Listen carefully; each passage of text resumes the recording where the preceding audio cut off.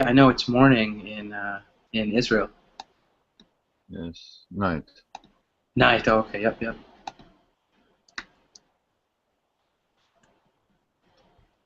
Nothing interesting. Uh, we Just normal. celebrate Uh-huh. we celebrate New Year several days, and today I'm going to work a regular day. Nice. Nice.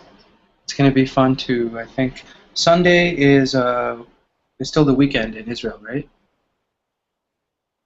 No, uh, Saturday. So what days are the weekend in Israel? 2 days, but I don't remember days before Sunday. Saturday. So, Uh-huh. yes, So Saturday is a weekend and also Sunday, or do you guys not have Sunday as a weekend? look, Arab population weekend, their weekend. Uh-huh. If they work in the factories, offices. But Jewish population, we call it Shabbat. Mm-hmm. Shabbat is always celebration day, Mm-hmm. religious day, not working, Nice. because the God was working 6 days and 7 days he was rest. Yep. Yep. God rested on the seventh day. Exactly. So So that's the uh, Shabbat. nothing to do. But I'm not religious man. I do it all. Nice. That's good. I know very little about. Actually, I mean, I had a lot of Jewish friends. Actually, my school had a lot of Jewish people in my university. So we had like Shabbat dinner.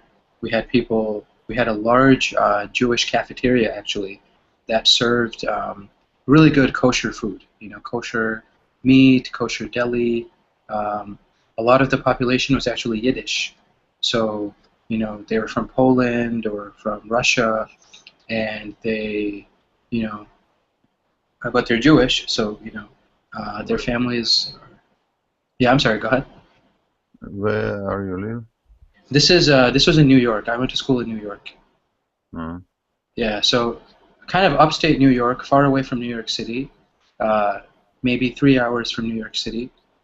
But there was a very large population of you know Jewish people from Eastern Europe, Russia, Poland, Ukraine, Moldova also. I mean, you know, very small religious, country. religious people, Yeah, yeah, these folks were religious. Yeah. black clothes.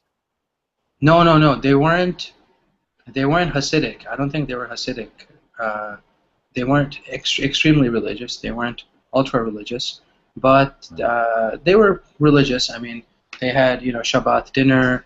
They Rosh Hashanah, Yom Kippur, all of the major holidays. They did lots of celebrations on campus. They kind of invited all of the students to see you know what they were doing. Interesting. Yeah, yeah, it was very fun. Um, Kosher food, there's a lot of salted, dried meat, like deli meat, that is actually very delicious. My people from India, you know, India and like Bangladesh, we eat a lot of spicy food. Mhm. Jewish food, not so spicy. There's a lot of cheese, there's a lot of salted, dried, smoked meat, you know, from what I could see. A lot of potatoes, latkes, you know, knishes, those kinds of things.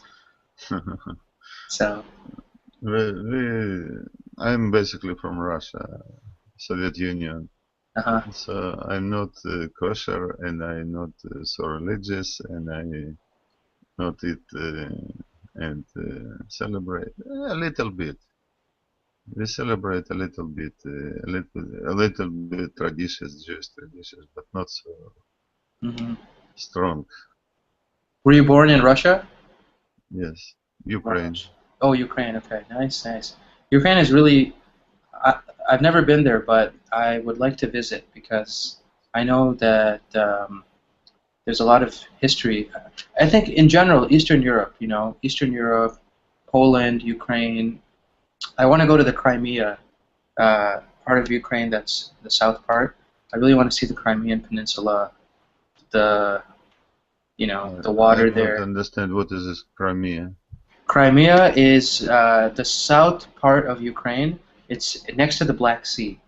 Um, Let me see if I can find the Russian for it. Crimean Peninsula is, for example, do you know where Sevastopol is? Yes. So Sevastopol is in the Crimean The Peninsula. half of sea. Uh, I see. We call it the Krim. Krim. Krim, uh-huh. So yeah, that's I have Krims, a Krimsky friend in Poloostrov. Полуостров. Uh-huh. Half of sea. Uh, Exactly. I have friend from Sevastopol and colleague. Yeah, I just think the beaches there are really nice also, like next to the water, you know. It seems like a very beautiful place to visit, because there's a lot of culture and Black Sea is very nice.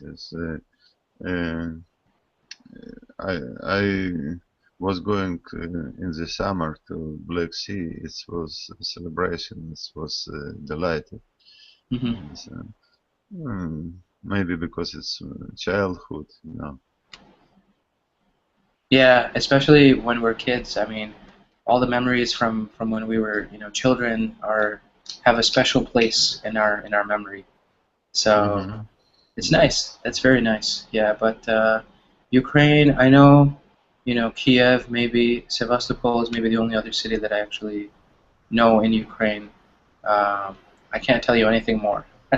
I don't know anything about the food, the language, or anything like that. Okay. Hey, Mers, how's it going?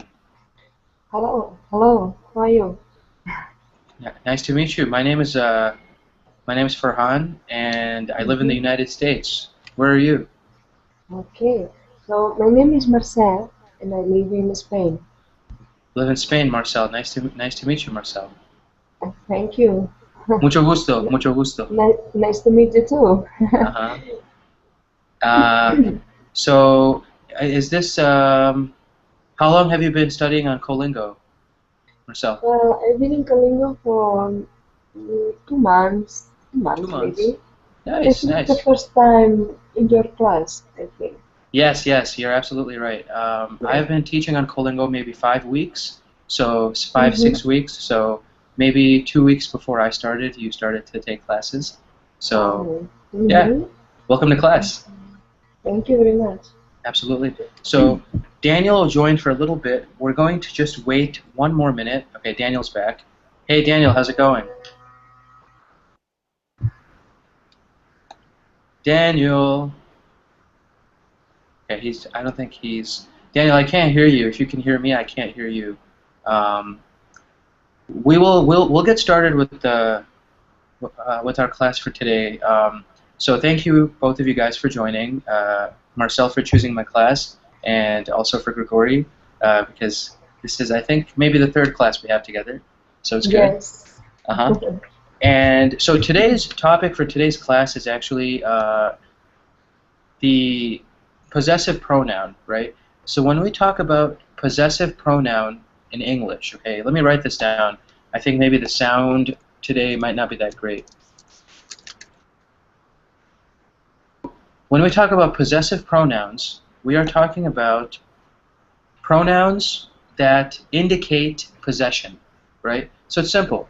A pronoun that indicates possession, a pronoun that indicates that something belongs to somebody or something else, right? We're talking about belonging, we're talking about ownership, okay? So, for example, possessive pronouns include things like mine. For I, it's mine. This phone is mine, right? For you, it would be yours. This yogurt is yours. For he, it would be his. This glass is his. For she, it would be hers. This book is hers. For we, it would be ours. This house is ours. For they, it would be theirs. That car is theirs, right? So we go with mine, yours, his, hers, ours, theirs, right? So these are the different combinations that we have when we look at possessive pronouns. And like we saw, if we look at this list of possessive pronouns depend on three things, okay? So we have three major things that possessive pronouns depend on. The first one is the gender, okay? The gender. Is it a male or a female, or is it neutral, right? So if I were to ask you, Grigori, out of the possessive pronouns that we just looked at, which one is male? He. So His. his, perfect, right? His is the possessive pronoun, and that is the male version. Marcel, what is the female version? Her. Hers, right? Hers. So this phone is hers. This book is his. What's an example of a neutral possessive pronoun, one that doesn't have a gender? It's. Its is one, exactly, right? Or we can look at, for example, what's another one? Them. Theirs, right? Theirs, right? Exactly. Okay, theirs. Because when we're looking at pronouns, right, we want to focus on possessive pronouns are different from normal pronouns, right? They is a normal pronoun. Yeah. He is a normal pronoun, right? Theirs is a possessive pronoun. It indicates something belongs to them, right? This house is theirs, right? So the first thing that possessive pronouns depend on is the gender, male, female, or neutral. The second thing that the possessive pronouns depend on is it first person? Is it second person?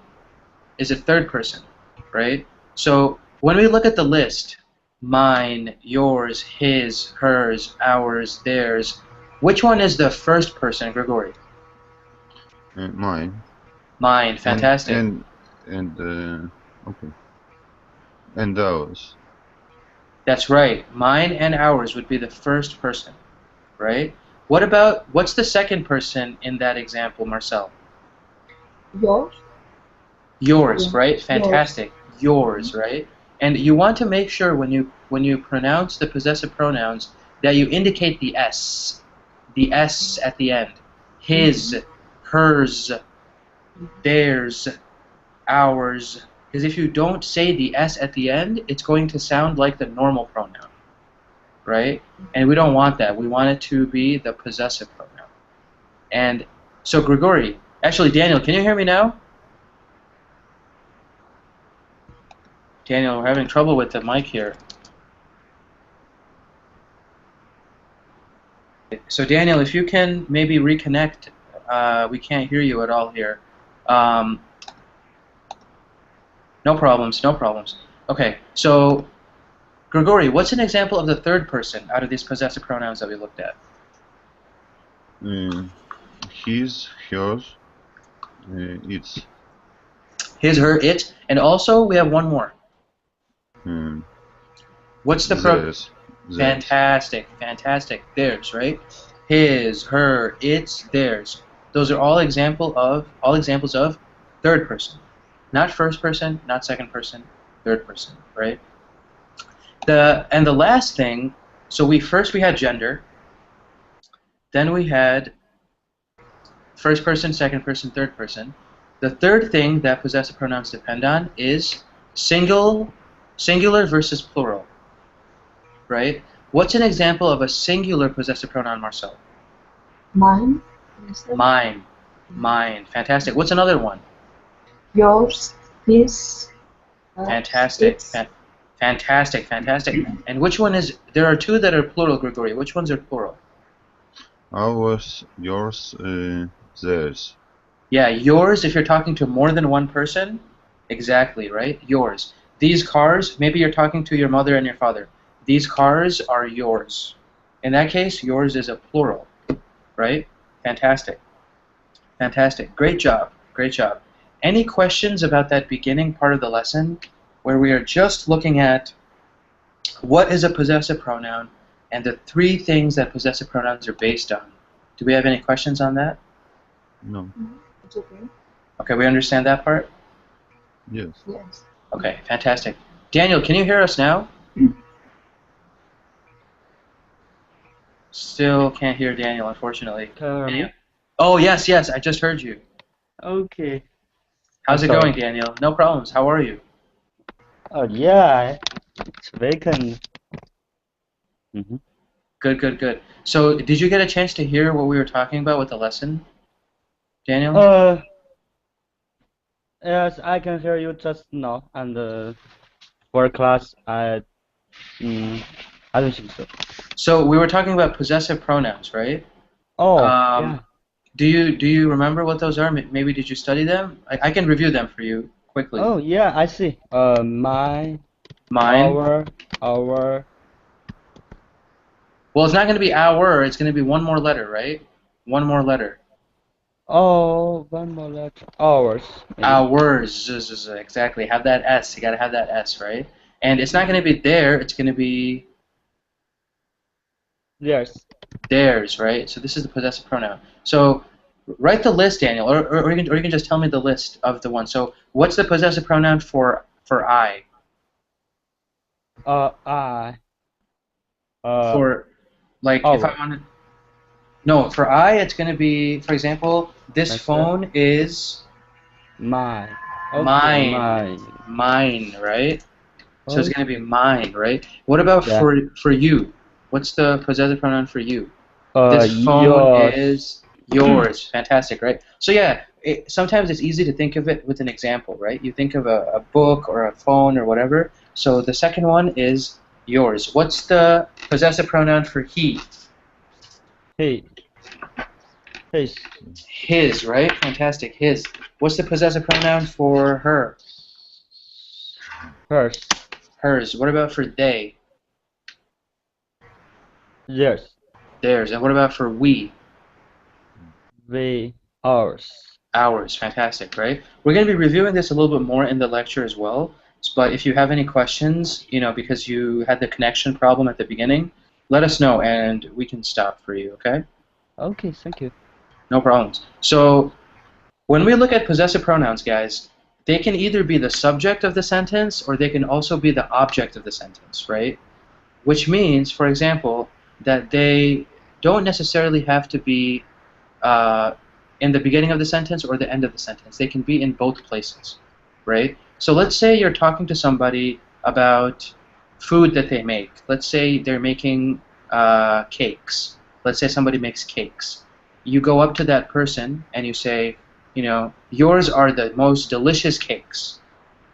Yours are the most delicious cakes, right?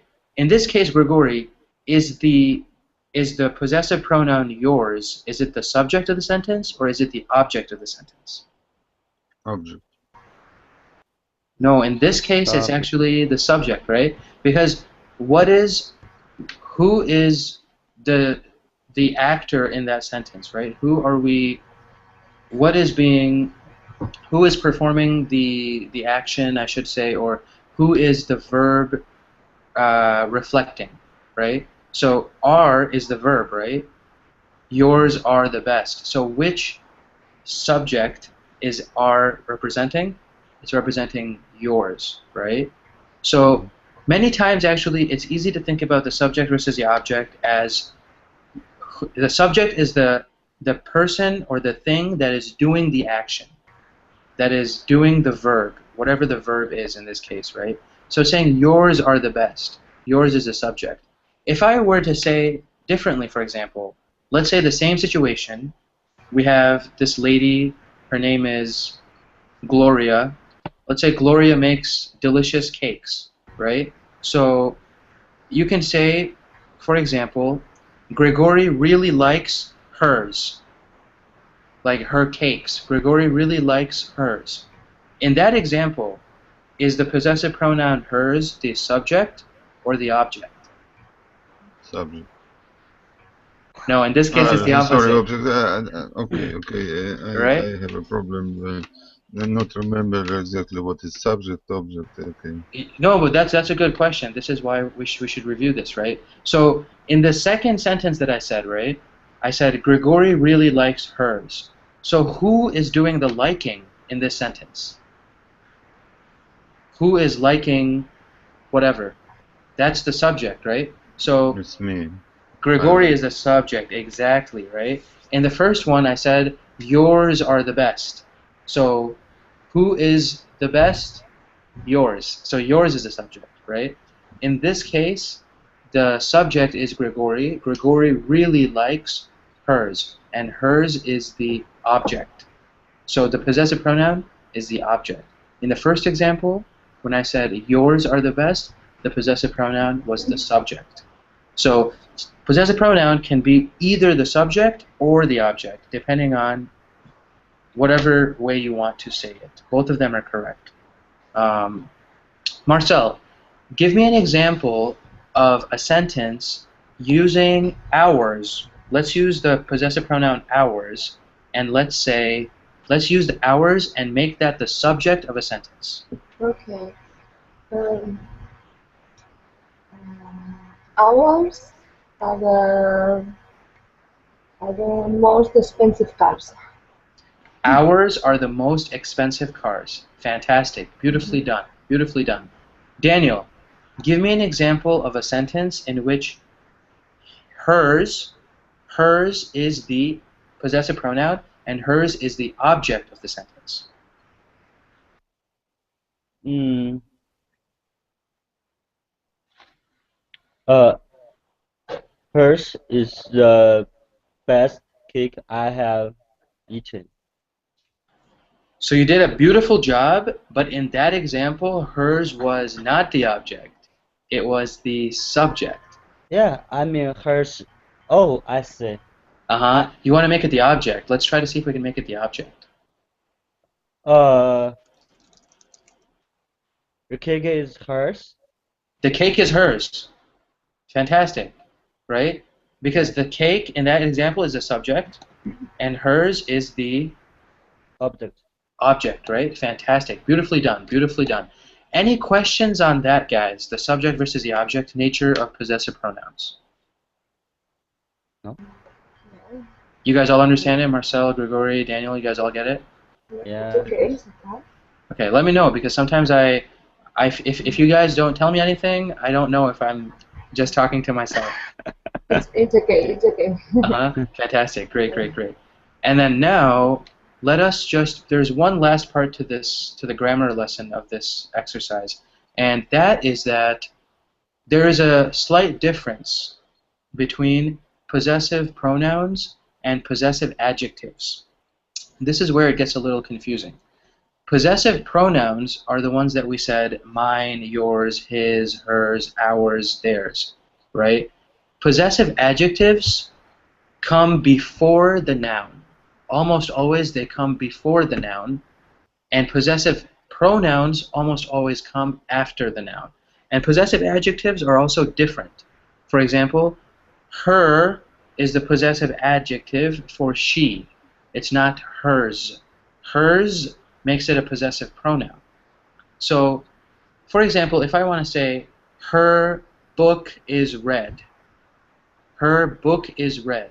What is the noun in that sentence, Grigori? Oh. Just the noun. What are we talking about? Just noun, book. Fantastic, right? So when we see, so book is the noun. Her book is red. There is no possessive pronoun in this sentence, right? Because the possessive pronoun would be hers. Here we see just a possessive adjective, her. And her is before the noun. Her book is red, right? This is the difference between possessive pronoun and possessive adjective. Possessive adjective comes before the noun. Possessive pronouns almost always come after the noun. So we would say, the book, the red book is hers. That's the possessive pronoun, right? Possessive adjective, her book is red. Possessive pronoun, the red book is hers, right? So this is the subtle difference. This is not the focus of this lesson, but it's something just to keep in mind because some students confuse the possessive pronoun with the possessive adjective. So we want to make sure that we understand the difference between those. So, for example, let's say, Marcel, If I were to say, for example, our computer is slow, right? Mm-hmm. What is that an example of a possessive adjective or a possessive pronoun? Possessive adjective. Beautiful. And what is the possessive adjective in that sentence? Our computer. Our computer. Our.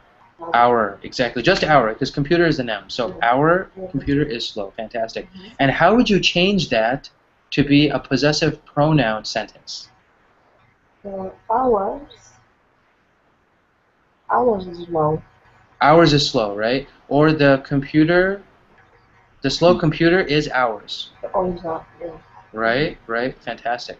So, do Daniel and Grigori, do you guys have any questions about just this last part with the possessive pronoun versus possessive adjective? No. Oh, it's clear.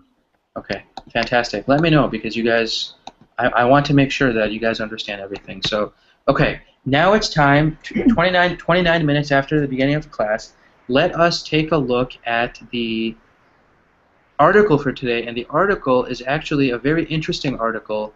It's about immigration reform in the United States, and immigration reform is something that is actually one of the biggest agenda items, domestic topics that the United States is dealing with right now. Americans are dealing with immigration reform, changes to the rules for immigration in many, many ways, right? We have a very large population of Hispanic Americans and also Hispanic people who are technically who came to the United States without proper paperwork. Okay, they came to the United States maybe as refugees, or maybe they fled their countries for whatever reason. They did not legally enter the United States, and as a result, President Obama and all the politicians, they are trying to make these people, give these people who entered the United States, you know, against the law, they want to give these people some kind of status, some kind of legal status, so that they can have some sort of legal standing and legal representation in the United States right now. So what I'm going to do, guys, I'm going to paste this article here in our in our Colingo chat window, and at the same time, I want to share my screen so you guys can take a look at the article, and let's see if this works. So I'm going to share my screen so you guys can see it. You guys can see my screen, fantastic. And I'm going to shift to the article here. So Mm-hmm. at immigration reform activists march to California farm country. Okay, so we're going to start looking at this. And so this is a picture here of these people who are marching in the California countryside in the city of Sacramento, which is actually the capital of California, is Sacramento. And it's kind of in the countryside. It's in a more rural part of the state. So this article is saying we have a lot of activism, a lot of popular support in even the smaller areas in California, far away from Los Angeles and San Francisco and all those cities. There is a lot of activity. Are we all ready, guys? Do we have the article open? Yes. Yes. Mm-hmm. Okay, fantastic. Immigrant and farm worker rights groups came from Los Angeles to Bakersfield, California by the busload this week. Bakersfield, in the state's Central Valley, is farm country, and immigration is a complex issue here. The groups were converging on the home of the third most powerful Republican in the House, Major Whip Kevin McCarthy. All that means, this sentence right here is difficult, all that is saying is one of the most powerful politicians in Washington, D.C., this guy his name is Kevin McCarthy, these groups were going to his house. They wanted to show up at his house. Activists across the country are targeting a number of Republican members of Congress this summer, trying to pressure the House to take up the immigration reform bill passed in the Senate. So what that is saying is the United States has two big branches of its of its parliament, of its legislature. One of them is the Senate, which is kind of more prestigious, and the second one is the House of Representatives.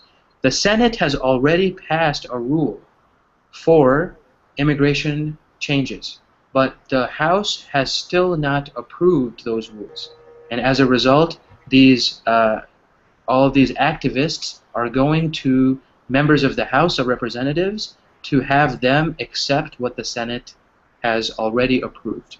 Okay? In Bakersfield, the protesters caravanned through the normally sleepy downtown, then held a rally and a march in the 100-degree heat to McCarthy's field office.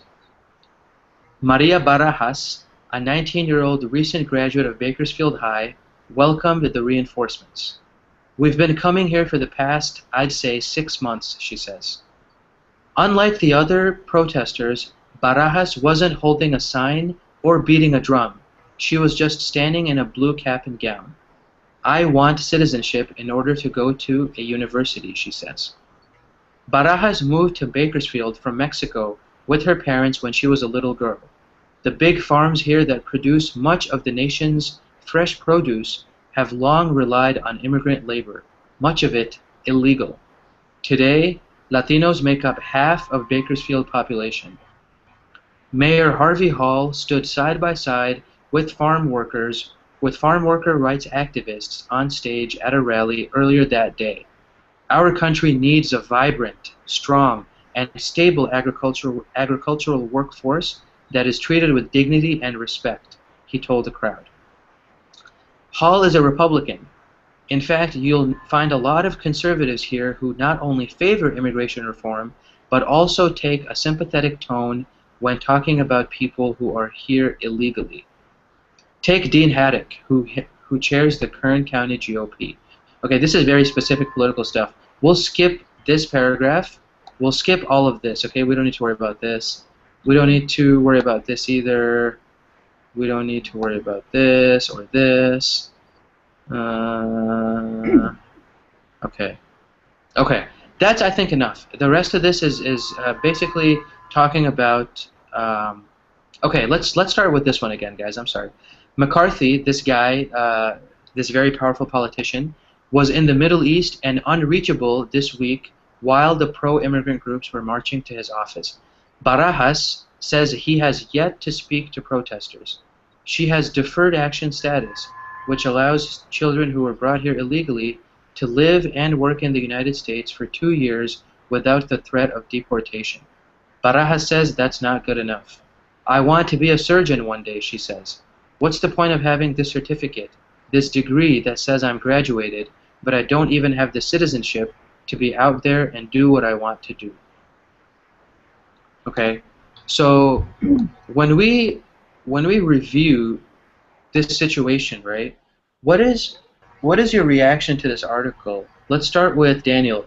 Daniel, what do you take away from this article? I mean, yeah, people who come to United States, in legal person Mm-hmm. maybe, but they want the legal personal ID, maybe something like that.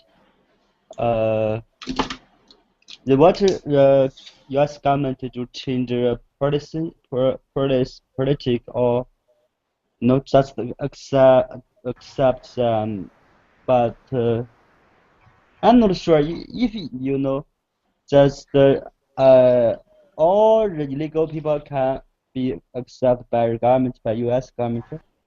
I think or most of the other country people will go to United States by illegal and they can just be a United citizen. So I don't know. If you do that, a lot of people will go to USA. Yeah, and that's one of the things that a lot of politicians in the United States, right? There is a very big debate. So the conservative politicians, the people who are against immigration, against illegal immigration, I should say, these people are very proud people. Like, we are Americans. We came legally. We came with all the laws. But when they look at the situation that a lot of these immigrants are having, they don't really understand the situation as well, right? They they say this is going to be an easy way for them to get citizenship or to get some kind of legal status, right? A passport, an ID, something like that. They don't want the process to be easy. And many of these people, some of these politicians, are also very uh, they want the children also to be punished, right? So, for example, let's say the parents, like this girl Maria Barajas in the article, Mm-hmm. her parents came to the United States. She was a child. She didn't have a choice, right? But Mm-hmm. the rules make it so that it's impossible for her right now. It's very difficult for her to become American or to get that legal status, right? Yeah. Even though it wasn't her fault. I mean, she was maybe 3 years old when her parents came from Mexico, right? So Mm-hmm. that's the problem. I mean, what do you think about this, Grigori? After reading the article, what's your reaction? Okay, it's very touchy for me because Israel has similar situation. They have refugees from Africa, a lot of refugees, and it's a similar problem. Uh, I think country have to do control of this situation, and we have not control because our borders open in Egypt. So a lot of refugees come and say order their lives. They have their rules and they live in the places not according to Israel law. Mm-hmm. Uh, they can't depart these refugees because in their country they was killed. They will killed. Mm-hmm. Their countries kill these people, and we have in Israel law not to kill people. So it's exactly the same situation. Some of people say we should have some rights, and some people say we should depart these people because they live without health insurance, without rights, without education, say children without education. It's Mm-hmm. problem. Mm-hmm. Yeah, I think Israel is actually one of the most unique countries in the world with the immigration policy of Aliyah, I think it's called, right? Where you can come to Israel if you are Jewish, then you can actually immigrate to Israel, no questions asked. I think if you can prove that your mother was a Jewish person or that you have Jewish blood, you can actually come to Europe and or come to Israel and you can get citizenship. I think after 2 years, right? And third option, if you accept Jewish religion. Or if you accept the Not, Jewish religion. you're Okay, not Jew, but you accept Jewish religion, you turn to Jew, and nice. you can immigrate. You can live in Israel, right? Israel will become your country. Yeah, Yeah. and I mean Israel. I think out of all of the nations in the 20th century, Spain also. Marcel, I'm going to talk about Spain in a little bit, but in terms of, I think Israel has been very welcoming to many, many, many groups.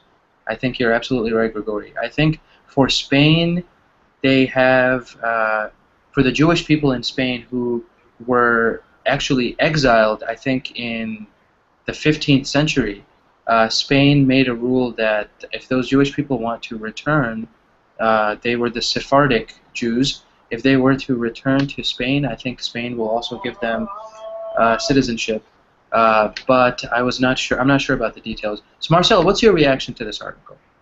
Well, there's something I don't understand about this policy Mm-hmm. the immigration in the States.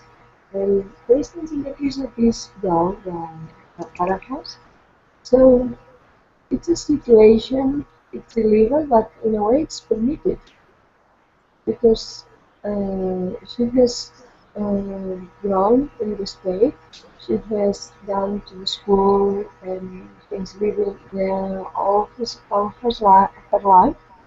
And then, and yet she is illegal, an illegal uh, immigrant. Immigrant. Huh? Uh-huh. So it's something I don't understand because it's so many. It's too long. It's a permitted situation actually. So I don't understand this policy. No? In a way, they made things difficult for these people to be legal and to have their papers and everything. But on the other hand, um, they permit them living there because I think in a way they are needed for the country. Hmm. So I this is something I don't understand this And you know, this situation. I mean. it's a very, very good point to make because a lot of the people, for example, in the United States who are against giving illegal immigrants more, you know, advantages or rights or whatever, they Mm-hmm. say, why don't we close the borders? Why don't we do a better job of Yeah. regulating who comes into the country, Yes. right? That's not being So, done. hmm. So I think it's very hypocritical from uh, the part of the politicians. So it's something I guess there must be a lot of interest behind this, and it's a very complex issue. But yeah, it's it's difficult to understand in a form. No? Here in Spain, for instance, immigration has been an issue also because when a person arrives here, mainly from Africa in our case, they have all the rights that a citizen has. You know, here in Spain, you have the the right of the healthy system. It's free Hmm. here in our country. So when people arrive here, no matter if they have papers or not, if they need social attention, if in this or that, they have it all. So also for the children in the schools, the grants and everything, they have the same rights as citizens from here. Hmm. So it has been an issue. Yeah, it's Yeah. definitely an issue. And Yeah. I mean, I think looking at the situation politically, like you mentioned, Marcel, there is, I think there are between 12 and 20 million of these people in the United States. Mhm. Between 12 and 20 million. Population of the United States is a little bit over 300 million. So we are saying at least 4%, 4 or Mhm. 5% of the population is they are here because they came here somehow and they are always worried that they are going to be deported or caught or whatever. They don't have any legal rights, right? And the largest, fastest growing population in the United States are Hispanic Americans. Mhm. The largest and fastest growing. If you don't know Spanish in the United States now, then you better start learning because they are, I mean, they are a very Mhm. powerful force, especially in the South, in New Mexico and California, Mhm. Arizona, many different states. So for politicians, this is actually a very big political maneuver. Mhm. Like you guys, mark my words, maybe, or maybe 10 years from now, you will remember this class. There's a guy named Marco Rubio. Okay, Marco Rubio. His a senator, I think, or a very, very prominent politician from Florida. Okay, this guy is the next Barack Obama. Okay, this Okay. guy, if he runs in maybe 2020 or 2024 for president, being a Hispanic American, being a Cuban American, he is going to take the South. I mean, he can easily become president. If he doesn't do anything crazy, if he doesn't say anything Mhm. stupid, Marco Rubio may be the Hispanic Obama. You know, he may be the first Hispanic president, and I mean, enormous political power, enormous political numbers, power in numbers is currently what we see with the Hispanic American population, and they are trying very hard to make the Hispanic illegal immigration issue something that is, addressed by Obama and the current politicians, right? The last time something like this was done was in 1988. Ronald Reagan, the president at the time, Reagan did amnesty. He said anybody who entered the United States the last 5 years and maybe didn't go to jail, didn't do anything bad or something like that, those people got citizenship. Daniel, honestly, I don't know when the U.S. will get the first Asian president. But that's a very good question. One guy who's Indian, who was born in the United States, but he is Indian. His name is Bobby Jindal. Bobby Jindal may become maybe the first Indian vice president or Indian someone in a very high position of power. So yeah, look out for Marco Rubio. Marco Rubio and Bobby Jindal. These guys are the two kind of. Bobby Jindal is not that popular. Marco Rubio is extremely popular. I mean, the young, good-looking, Hispanic, Cuban, he knows how to be a politician. Very, very, very prominent politician. So anyway, guys, I tend to talk a lot. We have 10 minutes left for this class. I wanted to ask you guys some other questions. We'll start with Grigori. Grigori, how does immigration affect a country's economy? It's very they have very low salaries and nothing good from them. They working in south of Israel and a lot and help in hotels. So a little jobs and most of them not working. It's a very bad situation. It's a very big problem. And because they're not working, they make some criminal deals. And so? Do they contribute to the economy? Seems like they don't really contribute to the economy, right? No. A lot of them don't work. Things like this, right? Same problem. Same problem. For Israel. For Israel, yeah. Marcel, what do you think? You were mentioning before about immigration in Spain. What is probably the biggest issue affecting Spaniards, affecting the Spanish people when it comes to immigration? Is it economy? Is it security? Is it politics? What's the biggest thing? What we see in the recent years, the kind of immigration has changed. Basically, the main immigration here in Spain came from Africa, and in the recent years, it comes from the Baltic or the North countries, and what has changed is about security. I don't know. It's something that people say that has changed, and mainly the security with these groups. Also, economists say that they are very good influence in the economy. And the economy is not bad. In the case of Spain, for instance, the birth rate has maintained the level in a way to have a balance in the economy thanks to the immigration.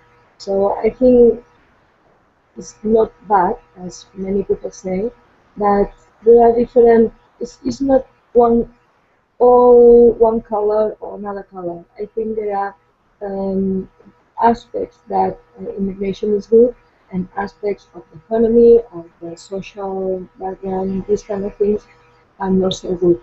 It depends, I think. Hmm. So yeah, there are multiple aspects to this issue, Yeah. right? I think Mm-hmm. even for the United States, I mean, looking at the situation that we just saw in Mm-hmm. this article, for example.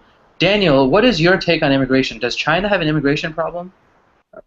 Uh, I 1 don't know. billion, 1 billion plus people, right? Maybe not. I think people just get off China maybe. Yeah, so China has a people leaving problem, not people coming in so much, right? Yeah, I think so. But A lot. honestly, some people, I Mhm. think, like Vietnam, some of those countries, I think they like to come to China. Uh, yeah, maybe. But I live in the northeast of China, so I'm really don't know about the south of China. So Hmm. maybe there are a lot of Vietnam or some other South Asia countries maybe Yeah. come Are to there China. are there a lot of immigrants in China in general? China's to me, because I'm very uneducated, I feel like China is very Chinese, like very homogeneous population. Uh, I think there's uh how can I say there's more than 100,000 foreigners in Beijing, but I'm not sure where are you from. Uh, Uh-huh. yeah, I think most of them maybe in China, just in Beijing, just teaching English. Teaching English or maybe working for companies, like maybe they're executives or business people, right? Yeah, Because just most of them are business people. yeah, they're not really immigrants. Like for example, I have some of my friends one of my friends is an architect. She lives in Shanghai. She goes back and forth, one month in Boston, 1 month in Beijing, 1 month in Shanghai. So she Oh, travels and she's a business person, yeah. But yeah, it's different. I don't really think China is dealing with this issue. I think for yeah, yeah, China, go ahead, go yeah. ahead. I think China. I think China have most difficult immigration policy in the world. Uh, I heard of a news recently that you know in the past 40 years, there's Hmm. only maybe 6,000 people have a Chinese residence. You know, Wow. very few. So I don't Yeah, think. that's not that many at all. Yeah, you can maybe you can live in China, but you can't have a personal ID or something like that in Yeah, you China. can't get citizenship. You can't get Chinese citizenship, Yeah, probably, right?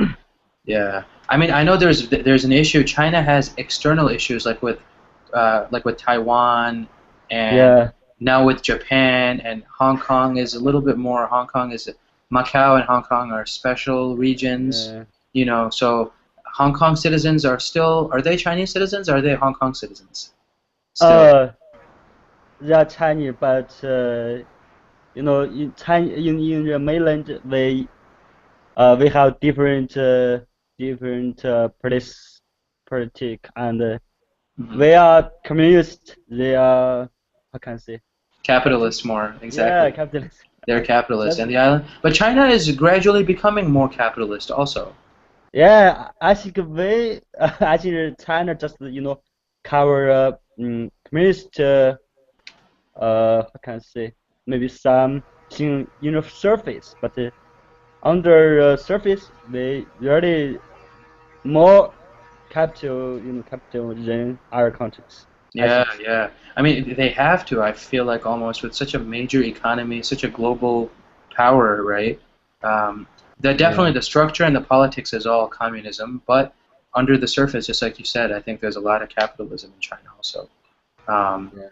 it's interesting. I think it's an interesting situation. I hear about Chinese people, a lot of Chinese going to Russia, to Siberia, and Russian people think future of Siberia is Chinese. That's funny. Yes, it's not funny. It's real. It's and a lot of Russian going to China because in the China the price is very low prices, so Uh-huh. Russian feel themselves rich people in China. Those are good Maybe, reasons. Uh-huh. yeah. Yeah, go ahead, Daniel. You're saying something. Uh, I don't know. Yeah, I think there's some, in some north part of China, maybe some Russians in there. I don't know. I have never been there. Hmm. I know Yeah. North Koreans are coming to China also. For example, North Koreans who are running away from their government, they come to China. I don't know because yeah, for ordinary people, Hmm. they don't know North Korea just like you. Hmm. I mean, Yeah. yeah, I only know because I've read some random news reports. But yeah, I think China is relatively. I mean, yeah, it's a difficult country to be a resident in, officially paperwork and stuff. Yeah. Unlike Israel, I think Israel is really the most free country for immigration. China is the most restrictive, and then Spain is somewhere in the middle, and the U.S. is also now somewhere in the middle. So. But the U.S. is definitely more difficult than, for example, Canada. Canada, it's very easy compared to the U.S. to become a citizen or, residency is much easier in Canada. Yeah. Much, much easier. A lot of people who are, for example, maybe they are, professionals, doctors, lawyers, professors from Africa, from, India, South Asia, many countries. Sometimes they study in the U.S. and they get really good degrees. They get a really good education, and then if they cannot find a good enough job in the U.S., they go to Canada. And within 3 years, if you have a good job, if you don't have a criminal record, I think Canada allows you to become a citizen very easily. Like 3 years Oh, after, yeah. So well, actually 3 years you living there, you get your permanent residency, and then another 3 years, I think, or maybe 2 years after that, you can get your citizenship. In the U.S., it's ridiculous. It's like 7 years plus another five, depending on how you come. If you get married to an American, it's very easy. But if you don't get married to an American, if you have to work your way, then it's much more difficult. So yeah. Yeah. Anyway, guys, that actually ends class. I have another class starting right now that you guys are more than welcome to join. But any questions on possessive pronouns, immigration reform, or all this crazy stuff that we talked about? Thank you for class. For You're welcome, Grigori. Thank you so Thank much. you.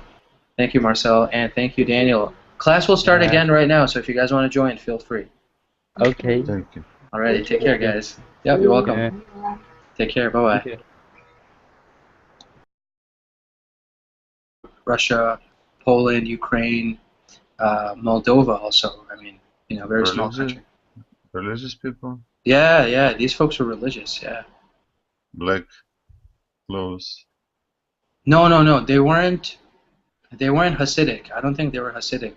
Uh, they weren't extremely religious. They weren't ultra religious, but they were religious. I mean, they had Shabbat dinner, they Rosh Hashanah, Yom Kippur, all of the major holidays. They did lots of celebrations on campus. They kind of invited all of the students to see what they were doing. Interesting. Yeah, yeah, it was very fun. Um, Kosher food, there's a lot of salted, dried meat, like deli meat, that is actually very delicious. My people from India, India and like Bangladesh, we eat a lot of spicy food. Mhm. Jewish food, not so spicy. There's a lot of cheese, there's a lot of salted, dried, smoked meat, from what I could see. A lot of potatoes, latkes, knishes, those kinds of things. So, I'm basically from Russia, Soviet Union. uh-huh. So I never Кримський friend півострів. полуостров. Uh-huh. Half of sea. Exactly. I have friend from Sevastopol and colleague. Yeah, I just think the beaches there are really nice also, like next to the water, you know, it seems like a very beautiful place to visit, because there's a lot of culture and Black Sea is very nice.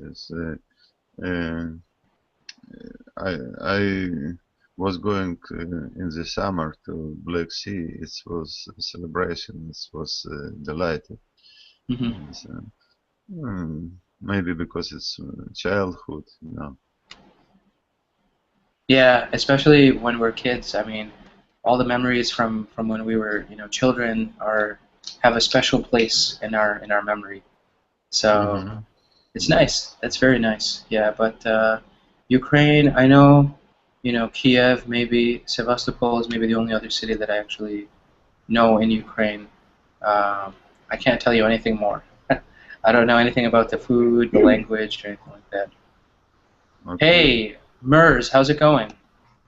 Hello, hello. Hi. Not working Nice. because the god was working 6 days and 7 days he was rest. Yep, yep. God rested on the seventh day, exactly. So So that's the that Shabbat. nothing to do. But I'm not religious man. I do it all. Nice, that's good. I know very little about. Actually, I mean, I had a lot of Jewish friends. Actually, my school had a lot of Jewish people in my university. So we had like Shabbat dinner. We had people. We had a large Jewish cafeteria actually that served really good kosher food. Kosher meat, kosher deli. Um, a lot of the population was actually Yiddish. So they were from Poland or from Russia, and they, you know, but they're Jewish. So their Where, families. Yeah, I'm sorry. Go ahead. where are you live? This was in New York. I went to school in New York. Uh, Yeah, so kind of upstate New York, far away from New York City, uh, maybe 3 hours from New York City. But there was a very large population of Jewish people from Eastern Europe. not kosher and I'm not so religious and I not eat and celebrate a little bit. We celebrate a little bit, a little bit traditions, Jewish traditions, but not so Hmm. strong. Were you born in Russia? Yes, Wow. Ukraine. Oh, Ukraine. Okay, nice, nice. Ukraine is really. I, I've never been there, but I would like to visit because I know that there's a lot of history. I think in general, Eastern Europe, Eastern Europe, Poland, Ukraine. I want to go to the Crimea part of Ukraine. That's the south part. I really want to see the Crimean Peninsula, the the I water don't there. understand what is this Crimea. Crimea is the south part of Ukraine. It's next to the Black Sea. Um, let me see if I can find the Russian for it. Crimean Peninsula is, for example, do you know where Sevastopol is? Yes. So Sevastopol is in the Crimean The Peninsula. half of sea. Uh, I see. And we call it the Krim. Krim. Krim, uh-huh. So yeah, that's I Krim. have, I know it's morning in Israel. yes, night. Night. Oh, okay. Yep. Yep.